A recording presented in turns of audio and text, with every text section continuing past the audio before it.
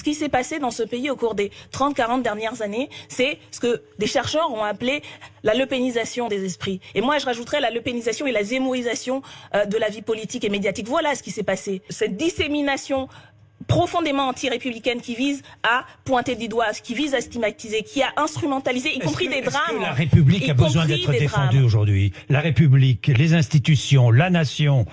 Est-ce qu'aujourd'hui... Contre qui, monsieur Bourdin? Contre des personnes qui pratiquent une foi? Je ne sais pas contre qui. Je vous demande s'il faut lutter aujourd'hui plus fermement contre le communautarisme. Mais c'est quoi le communautarisme? De quoi vous parlez? Est-ce qu'on pourrait, pour une fois, avoir un débat public, politique et médiatique où on explique de quoi on parle? Non, moi, je ne parle pas en ces termes.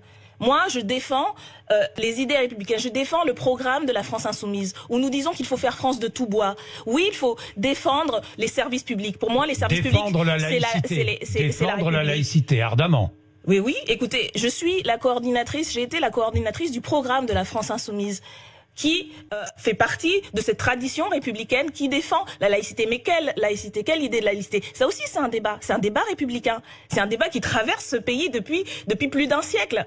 Alors oui, le débat est possible, mais qui aujourd'hui remet en cause le principe de ce qu'on a appelé le vivre ensemble? Qui aujourd'hui stigmatise? Qui aujourd'hui pointe du doigt des concitoyens et des concitoyennes en vertu de leur religion, ce qui est fondamentalement anti-laïque? La laïcité, c'est le droit de croire ou de ne pas croire, le droit de pouvoir, y compris faire sa religion, exercer ses droits à une expression, y compris religieuse, sans être l'objet justement de la stigmatisation par l'État. Nous sommes des républicains et des laïcs à la France insoumise. J'en suis une des porte-parole et j'en suis fière. Bien. Et donc, je n'ai pas à devoir justifier de mon attachement à la laïcité, à la République. Il y a de l'antisémitisme, il y a de la néochromophobie, il y a de l'islamophobie. La question, c'est d'où est-ce que ça vient, comment ça se construit et comment on combat cela. Voilà. Est-ce qu'on combat cela en pointant du doigt celles et ceux qui essaient de comprendre, qui essaient de déconstruire ces processus, qui les nomment par leur nom? Ayons ce débat. C'est un débat inconfortable, bien entendu, parce qu'on aimerait s'imaginer qu'il suffit de mettre liberté, égalité, fraternité au fronton des mairies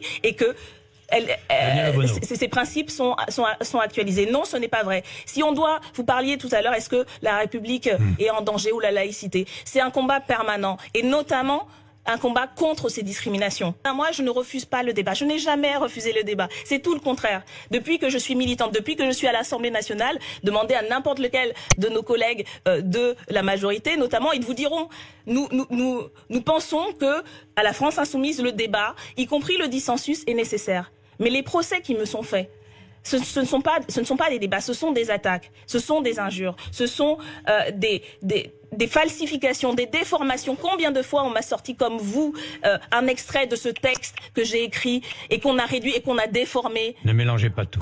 Non, excusez-moi, c'est moi qui mélange tout. Quand on m'assimile à des meurtriers, quand on me dit que je suis complice du massacre qui a été commis depuis en 2015 ou dans tous les autres attentats, quand on me traite d'islamo-gauchiste et je ne sais quel autre indigéniste. Qu'est-ce que ça veut dire l'indigénisme? Moi, je veux avoir un débat sur le racisme dans ce pays, oui, parce que je suis républicaine, parce que je crois en la liberté, en l'égalité, à la fraternité. Ayons ce débat de manière intelligente. Jugez-moi sur mes positions argumentées, pas sur des fantasmes, pas sur des falsifications. Voilà moi ce que je réponds.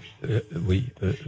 Voilà ce que je récuse aujourd'hui dans le débat public et médiatique. C'est les amalgames permanents. C'est les amalgames qui pointent des membres de la communauté nationale et les érigent aujourd'hui en épouvantail pour cacher ce qu'il y a derrière. C'est une violence sociale et économique. Ce sont des inégalités, ce sont des discriminations. Et tant qu'on parle de ça, tant qu'on montre du doigt les uns, on ne parle pas des réalités qui font les discriminations et les inégalités entre les personnes. Voilà moi pourquoi je me bats. C'est ces idées-là que je défends, pas ceux qu'on m'attribue.